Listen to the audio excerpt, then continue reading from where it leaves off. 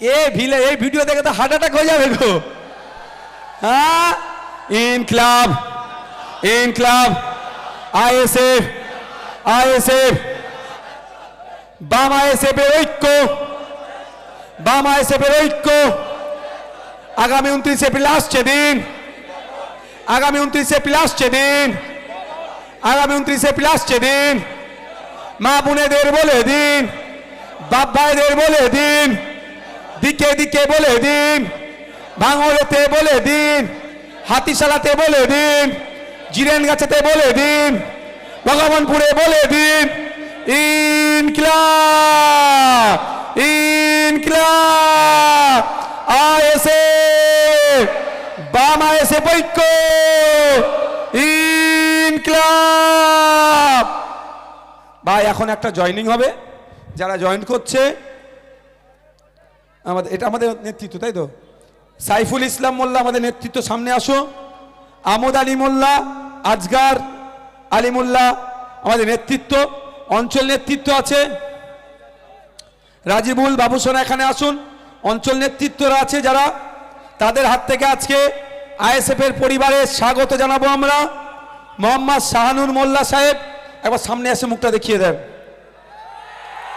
হাইবুল মোল্লা সাহেব, হাইবুল মোল্লা সাহেব আসছেন।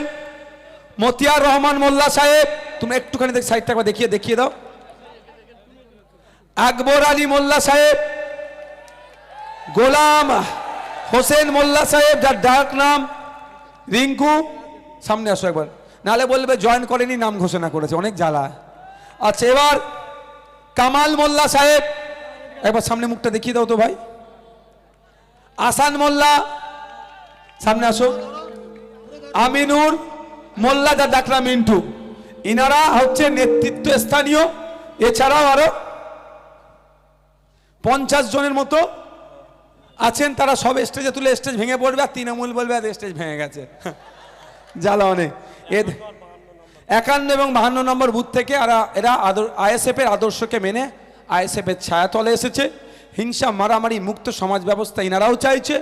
ইনারা চাইছে একটা সুষ্ঠু সমাজ ব্যবস্থা, যেখানে সবাই মাথা তুলে বাঁচতে পারে, শান্তির সাথে থাকতে পারে, রুজি রুটি ইনকাম যা করছে সে তার পরিবারকে নিয়ে সুখে থাকতে পারে। তাই আজকে আমাদের নেতৃত্বদের হাত থেকে পতাকা তুলে নেবেন।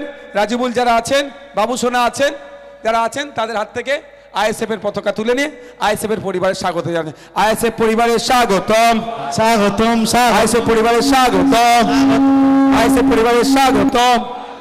আলামিন হাফ সাহেব স্লোগান দেন।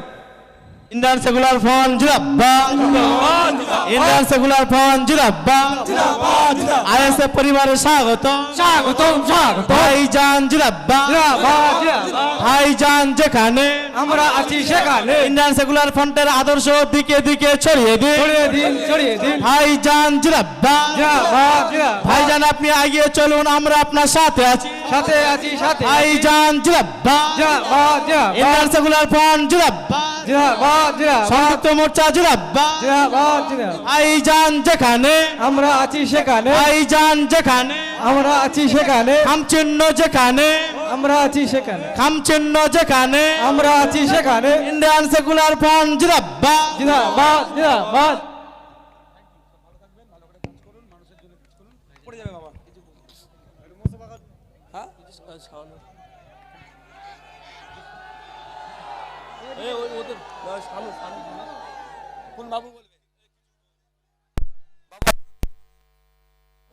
বসো।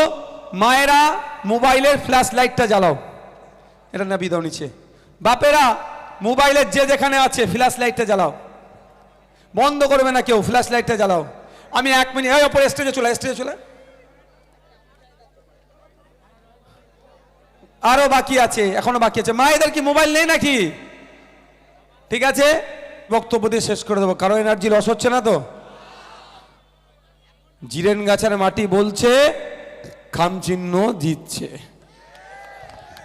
যেটা বলছিলাম। হ্যাঁ, যে বিজেপি তৃণমূল ছাড়া নওশাদ সিদ্দিকীকে সাইড করে রেখে যদি মনে হয় এমন কোনো প্রার্থী আছে যে আপনাদের জন্য নওশাদ সিদ্দিকীর থেকেও বেশি ভালো হবে, নওশাদ সিদ্দিকীর থেকে বেশি লড়াই করবে, নওশাদ সিদ্দিকীর থেকে বেশি ধর্মনিরপেক্ষতার সওয়াল করবে, নওশাদ সিদ্দিকীর থেকে বেশি শিক্ষা, স্বাস্থ্য, কর্মসংস্থান, নারীর স্বাধীনতা, নারী অধিকার নিয়ে কথা বলবে। যদি কোনো মনে থাকে হয় তাহলে তাও বলবো আমি নওশাদ সিদ্দিকীর খাম চিহ্ন না দিয়ে তাকে জেতান, কিন্তু এই নোটোরিয়াস ক্রিমিনালকে আপনারা জিতাবেন না।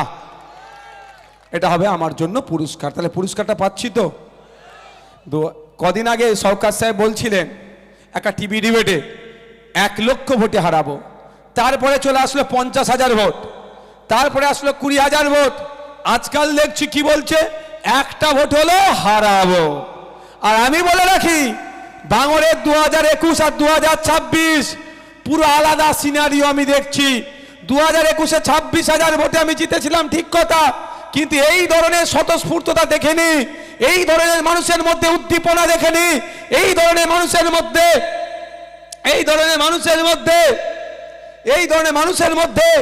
এই তৎপরতা দেখেনি, এই ধরনের অ্যাক্টিভিটি দেখেনি।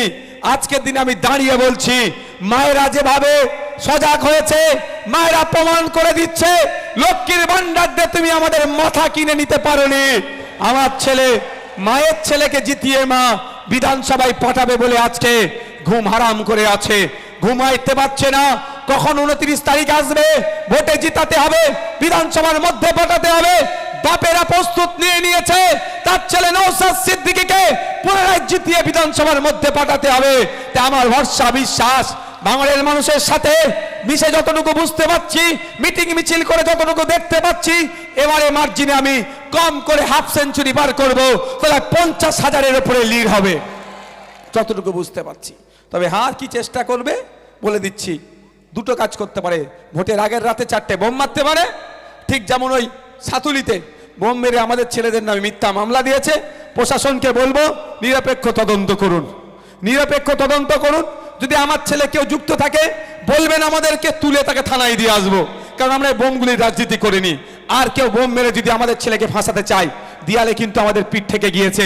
আমরা কিন্তু আপনাদেরকে যে সম্মান দিই, সেই সম্মানটা বজায় রাখার আপনার চেষ্টা করুন, এটা মাথায় রাখবেন। তো কি বলছিলাম গো, ভুলে গেলাম তো, লাইন বেলাইন হয়ে গেল।